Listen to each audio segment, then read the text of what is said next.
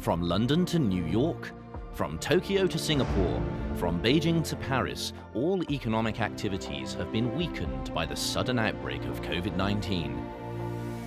This is not only a reminiscence of the Black Death that's sweeping the European continent in the middle of the 14th century, or the plague of 17th century London. It is feared that, like dominoes, COVID-19 will not only slow down the pace of the global economic recovery, but also destroy globalization.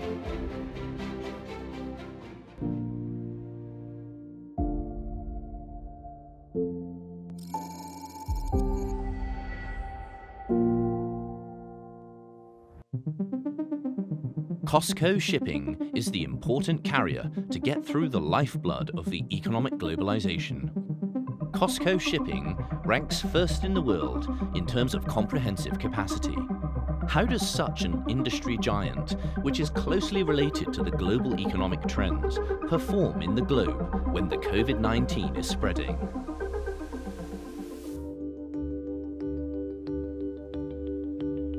The coronavirus outbreak is certainly have some impact for the global economy and the shipping industry. I'm Wang Haimin. I'm Vice President of the Cosco Shipping Corporation. I can show that about 1,300 vessels is sailing around the world now. We worked 7 days, 24 hours, even under the severe situation, to guarantee these supplies on-time delivery. Up to now, we have transported more than 120,000 tons of medical supplies. Since February 10th, we have about 1,035 subsidiaries in China resume work. We believe when the outbreak is faded, the demand will rebound rapidly. China's importance in the global supply chain and the industry will not be undermined. The WHO judges that COVID-19 is not only a super epidemic that spreads across the globe, but also a large infectious epidemic that might be controlled for the first time of human history. David Gosset, a French scholar living in Shanghai, agrees with this view. He also gives a long-term forecast of China's development. Of course, China has been facing a very, very severe crisis, but this crisis is not going to fundamentally change the course of history. The Chinese Renaissance is here to stay, and it is going to change the world.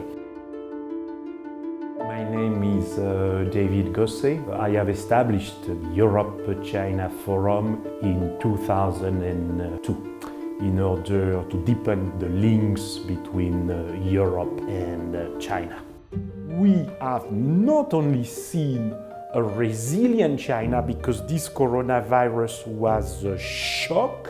The shock is being absorbed, and by the way, I expect a rapid recovery of the Chinese economy. And when you declare victory over such a crisis, you become stronger. This crisis will not affect the Chinese Renaissance. It might even accelerate the Chinese Renaissance. According to the statistics from the International Monetary Fund, China's contribution to global economic growth has exceeded 30%. Professor Ian Goldin is one of the most authoritative scholars on globalization. In his view, this epidemic has made the world realize China's huge influence in the global economy, and its engine is still full of power.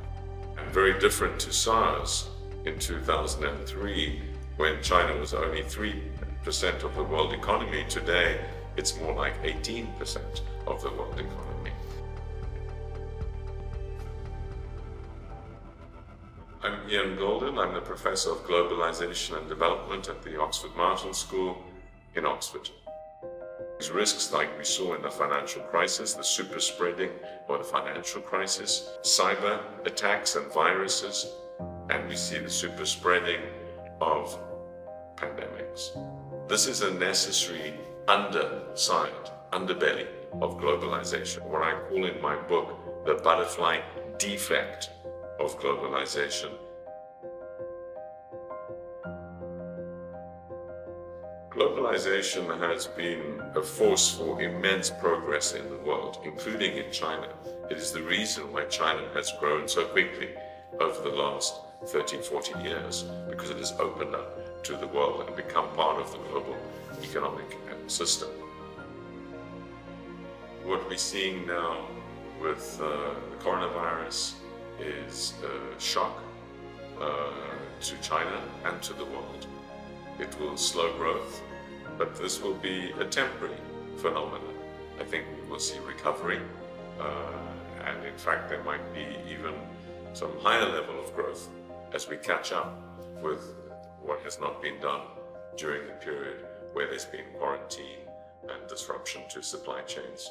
So I do not see a disruption to the long-term trend.